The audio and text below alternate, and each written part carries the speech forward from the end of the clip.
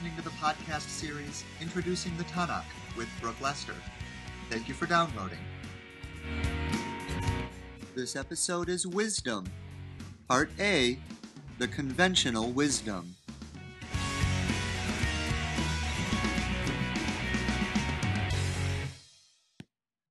There are 3 books in the Bible that are universally considered part of the wisdom tradition or the wisdom material. And they are the book of Proverbs, the book of Job, and the book of Ecclesiastes. All 3 of these are part of the corpus that we call the writings. You'll remember that there's the first body of Old Testament material to be collected together as authoritative material, and that was the Torah, or law, or instruction, sometimes called the Pentateuch, the first 5 books of the Bible. And then the second part of the Bible to be gathered together into some normative or authoritative status was the prophets, the former prophets and the latter prophets. And then the last of the parts of the Old Testament to be gathered together into authoritative status are the writings, of which the wisdom material is a part. Besides Proverbs and Job and Ecclesiastes, the writings also includes both poetic and narrative books. There are the poetic collections of the Psalms, the Song of Songs, sometimes called the Song of Solomon, and the Book of Lamentations.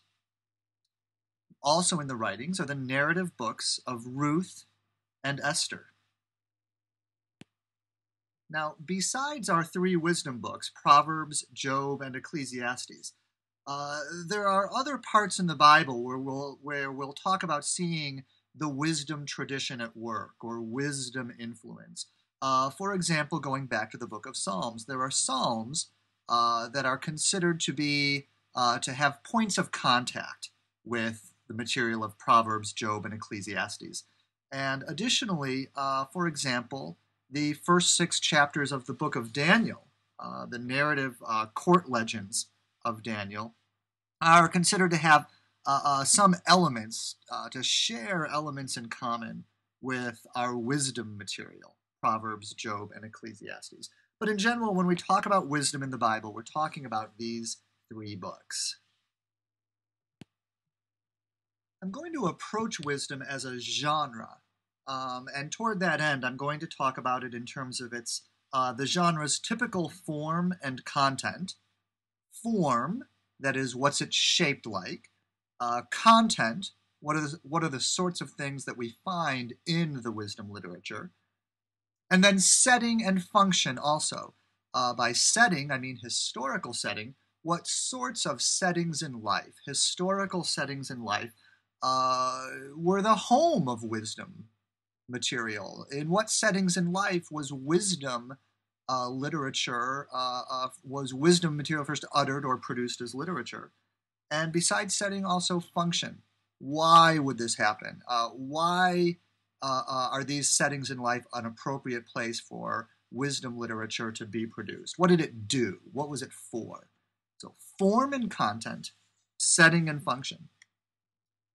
When I talk about form and content and setting and function, one of my sources on that is a scholar named John Collins, who speaks about the genre of apocalyptic in terms of form and content and setting and function. And I find it so helpful that I use it almost any time I talk about genre. That said, wisdom literature it can be hard to nail down as a genre because it resists boundaries. For example, you can find wisdom material that is poetry, in poetic form, and there's also wisdom that is in narrative form, prose narrative. So wisdom has a way of jumping over some of the boundaries of genre that we're used to. But let's look at some details. One formal characteristic of wisdom is the exhortation to hear wise sayings. So, for example, Proverbs, the first chapter of Proverbs, verse 8, for example, Hear, my child, your father's chastisement, and do not reject your mother's teaching or instruction, your mother's Torah. Right? So hear, my child, your father, and do not reject the sayings of your mother. Another example, Job 33, verses 31 to 33. Pay heed, Job, listen to me, says God. Be silent, and I will speak. If you don't have anything to say, listen to me. Be silent, and I will teach you wisdom. Right? The admonishment that one be silent and listen. Ecclesiastes 5, the first verse. To draw near to listen is better than the sacrifice offered by fools. Or Ecclesiastes chapter 7, verse 5. It is better to hear the rebuke of the wise than to hear the song of fools. So we begin to gather that a part of what wisdom is the admonishment that one listen to the sayings, the chastisement, the instruction of the wise. This very admonishment to listen is a part of the wisdom genre. Another formal characteristic of wisdom are these binary comparisons. That is, something is either one thing or the other. Consider an example of wisdom with foolishness, for example, or a comparison of the righteous with the wicked. You might have a comparison of one experience or viewpoint with another. Sometimes this is accomplished through just sort of a quick and witty proverb. The wicked act thus and so, but the righteous will do this other thing. Other times it's accomplished through a longer dialogue. Think, for example, of the book of Job, where Job will have a back and forth dialogue with his wife, for example, or the cycles of dialogues that he has with the three friends, where they take turns making these lengthy speeches about their respective points of view. So typical of wisdom are these sort of binary comparisons between two kinds of people, or two kinds of action, or two different points of view.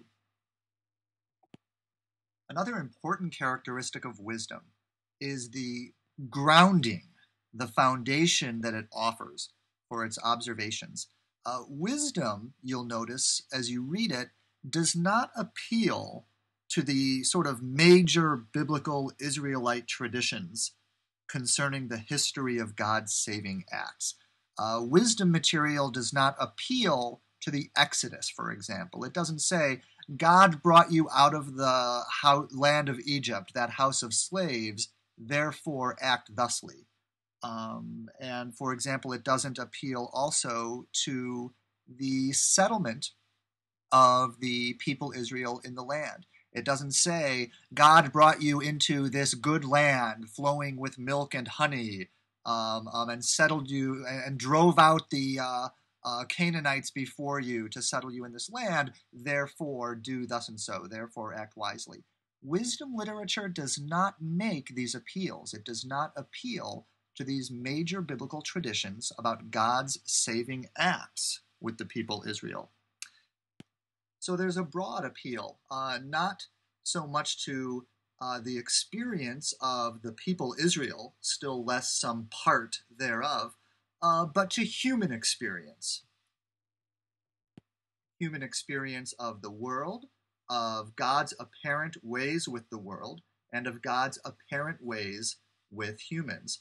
But again, the word apparent is important. The way it appears that God acts with people, the way it appears that God interacts with the world in human experience. A final element of form and content for the wisdom literature is its preoccupation with human rule. If it's important for the everyday person to know how to behave wisely and to avoid foolishness, then how much more so is it important that the human ruler be able to do so, because of the just greater consequences for their actions. Because the behavior of the ruler is so important, we can assume that human rule is fixed by God, Normally, if a man is the ruler or the king, it is because God wishes it to be so, and therefore the actions of the human ruler should reflect the will of the God for the people. We see examples of this, for example, in Proverbs 8:15 and 16, and also Proverbs 24, verse 21. Proverbs 8:15 and 16, and Proverbs 24:21, both making the claim that the human rule is decided by divine rule. It should reflect that divine rule, and that therefore the everyday person owes the king the same allegiance that they owe to God. Forcefully and strikingly, the book of Daniel, if you look at Daniel chapter 2, and I'm looking especially at verses 37 and 38, Daniel is talking to the king Nebuchadnezzar. Now, in the setting of the narrative story of Daniel, Nebuchadnezzar is the king who has brought his armies against Jerusalem and destroyed Jerusalem. We've talked. You probably know already about the exile, about 586 BCE.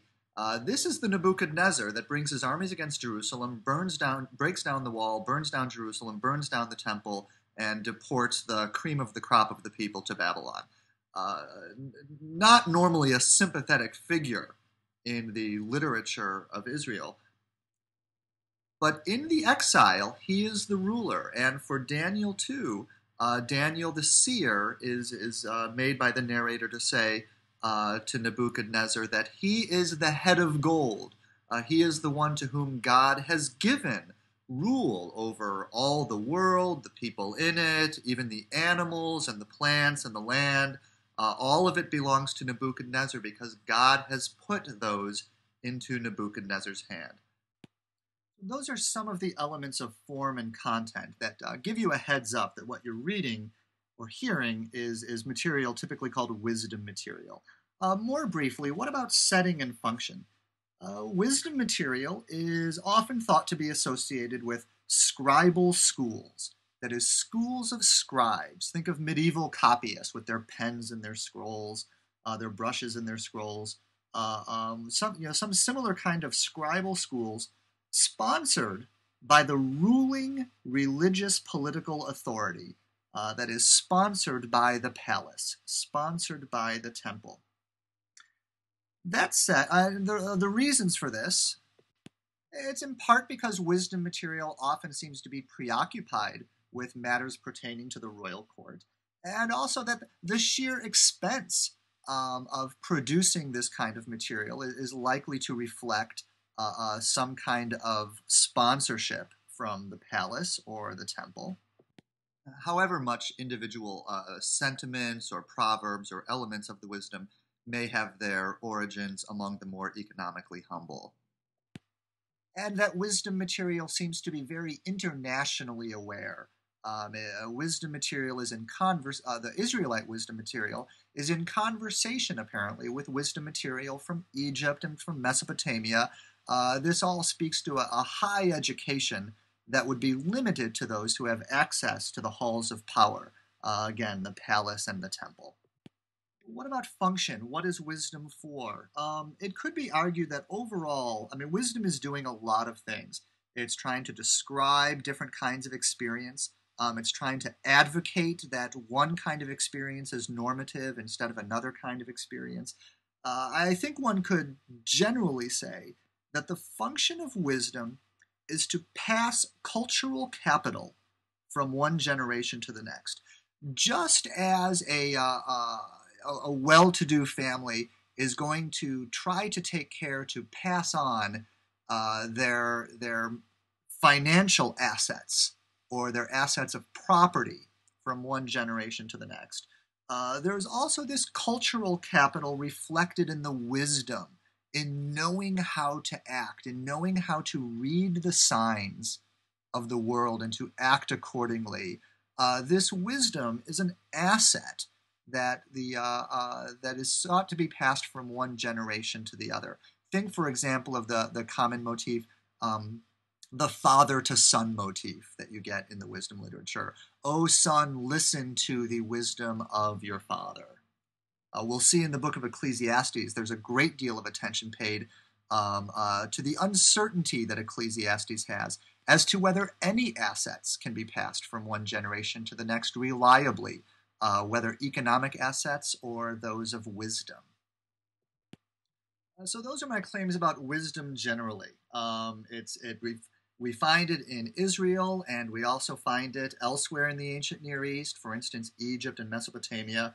And wherever we find wisdom, it has these characteristic elements of form and content that I described, and that it reflects a certain kind of social setting and function. What I'm going to do from here is to talk about two kinds of wisdom. One we can call the conventional wisdom, and the other is the dissenting wisdom. The conventional wisdom I'll talk about for a few minutes on this recording, and then we'll pick up with the dissenting wisdom on the next. The book of Proverbs pretty well represents the conventional wisdom. What are the characteristics of the conventional wisdom? Well, conventional wisdom tends to see consequences falling out fairly predictably from actions. Specifically, if one does what is righteous, then one will be blessed. Right? One will receive blessings if one does what is righteous. And to do this then is wise. A wise person will do what is righteous, and normally they will have blessings in their life as a consequence. Similarly, if one is foolish, then one will do what is wicked. And when you do that, you will probably reap curses, disaster upon your head. So again, you have this binary comparison. There is such a thing as a righteous course of action. It will result pretty normally in blessings, and so to choose it is wise. On the other hand, there is a wicked course of action. To choose it is to ask for curses in your life, and so you would be foolish to choose such a course of action. Righteousness, wisdom, blessing on one side, wickedness, foolishness, curse on the other side. Even in the book of Proverbs, it's acknowledged fairly regularly that this is not a guarantee. There are no guarantees in life, but by and large, this is seen as this is the way to bet, right? Like this one said, the race is not to the swift, nor the battle to the strong, but that's the way to bet. This is sort of the viewpoint of the conventional wisdom. And you may also have noticed, by the way I laid that out, that it's a presupposition of the conventional wisdom that the difference between righteous action and wicked action will be self-evident. Which is an important point. That is, the conventional wisdom is not imagining a lot of very messy quandaries where it's very hard to tell what the right course of action is. Rather, it imagines that in most normal situations, it will be apparent to you what is the righteous course of action, what is the wicked course of action, and so of course you would be wise to choose the one and not the other. For a narrative example of this kind of thinking, I'm reminded of the court tales or the court legends of Daniel 1 through 6, if you're familiar with some of those, especially those two tales of intrigue and conspirators, Daniel 3 and Daniel 6, the fiery furnace and the lion's den. We see this motif where Daniel or his friends or both are threatened by some wicked conspirators, and especially, for example, Daniel 3 and Daniel 6 are very good examples. And yet they remain faithful to God, they do what is self-evidently wise, and they receive blessings, and the conspirators meet these awful ends. You don't have to read very far into one of these court legends to know who the good guys are and who the bad guys are, and to know very well from the genre that the good guys are going to come out okay and the bad guys are going to meet an ugly end. Besides the Proverbs, generally, I also want to call your attention to some elements of Ecclesiastes and Job that reflect the conventional wisdom. Now, a little bit further on, I'm going to be talking about the books of Ecclesiastes and Job on the whole as reflecting this other wisdom, this dissenting wisdom, this wisdom that takes another point of view counter to the conventional wisdom. But a part of what's going on there, I'll argue, is that Job and Ecclesiastes will show you what the conventional wisdom looks like before they take it apart. And I want to look at a couple of examples of that. So, for example, in Ecclesiastes 3, verses 1 through 8, many of you will already be familiar with this. Ecclesiastes chapter 3 begins, "For everything there is a season, and a time for every matter under heaven. A time to be born, a time to die, a time to plant, a time to pluck up what is planted, and so on and so on." This is a very good example of a motif of the conventional wisdom that offers you this kind of a calendar. There's a time for this and a time for that. And what's implied there is that the wise will know this calendar. They'll be able to see the signs of what time it is, whether it's time to plant or time to pluck up, whether it's time to make peace or time to make war, whether it's time to build or time to tear down. And by knowing the right times, they will have good consequences in their life as a result. The world is an orderly place, says the conventional wisdom. God has created a world in which there is a time to do this and a time to do that, and in which and a world in which distinguishing these times is something you are able fairly reliably to do. Similar in its own way is Ecclesiastes chapter 7, verses 1 through 13. You have a few verses in a row that tell you that it's better to be somber and to take things seriously than to be frivolous and not to take things seriously. And then some bromides.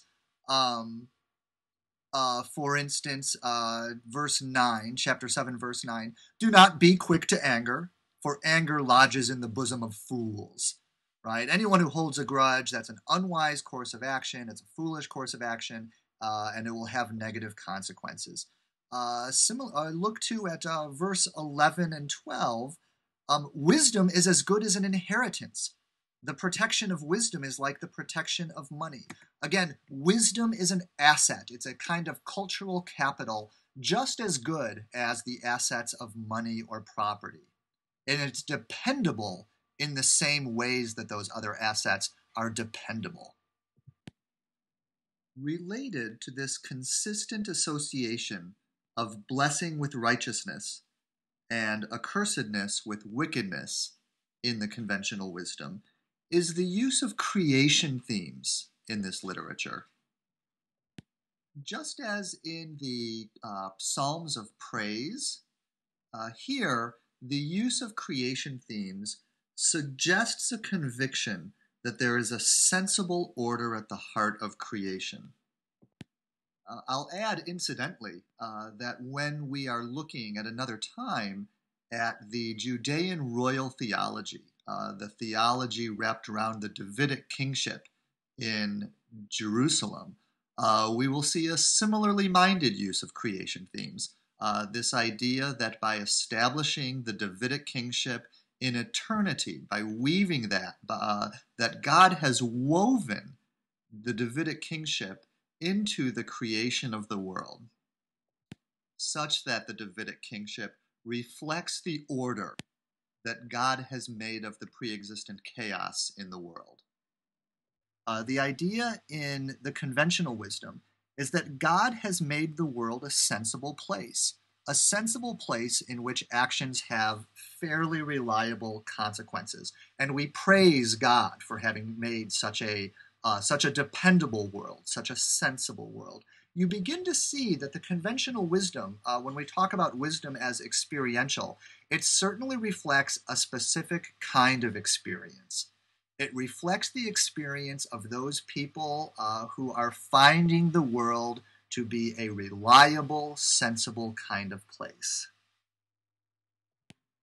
There's something that Walter Brueggemann does with the Psalms that I think is appropriate to the way I'm trying to describe the wisdom literature. In talking about the Psalms, Brueggemann borrows from Paul Ricoeur, a French philosopher, a literary philosopher, who says that when we approach a text, let's say a biblical text, for example, we first approach it with a kind of naivete in which we read it at its face value. So, for instance, in Genesis, we may read Genesis 1 and 2 as descriptions of the creation and simply take them at their face value. And then for Ricoeur, something happens that forces upon us a critical distance. For example, we would see that the details of the second chapter of Genesis are ultimately unreconcilable with some of the details of the first creation story in Genesis 1. Some people will struggle against that critical distance, perhaps arguing that Genesis 2 is simply another way of talking about the same creation story, or it focuses in on the sixth day or whatever. But ultimately, a person will see that that these are not reconcilable in terms of a plain reading. And for Ricoeur, you can't simply go back to your first naivete and ignore what you've discovered, but rather that what will happen is that you will assimilate what you've discovered into your understanding of the texts and of the world, and reapproach the text with a second naivete. You're seeing it again as if for the first time, but in light of what you've discovered during the critical distance between your first and second naivete. For Ricoeur, this is not only how we approach texts, but also how we approach life. And he'll sometimes talk about this first naivete, the critical distance, and the second naivete as orientation, disorientation, then reorientation. We have a comfortable orientation towards life. Something happens that forces upon us a critical distance from the way we have previously understood life. Perhaps we undergo injustice or suffering. And only when we've incorporated this disorienting experience and come to some kind of peace with it, then we can assimilate it into our understanding of the world and approach the world with a fresh reorientation. Not denying our disorienting, painful experience and returning simply to our original orientation, but to a new reorientation that integrates our experience of pain or injustice or whatever into our understanding of the world. Brueggemann incorporates that into the way that he talks about the Psalms, that the Psalms help us. The Psalms will reflect in their different genres comfortable orientation towards life, a painful disorientation, and then also an integrated reorientation towards life. And I want to argue that we see the same thing in the wisdom literature. And in the conventional wisdom that I've described, what we're seeing is a material that reflects the same comfortable orientation towards life that Ricoeur talks about in terms of orientation or a first naivete.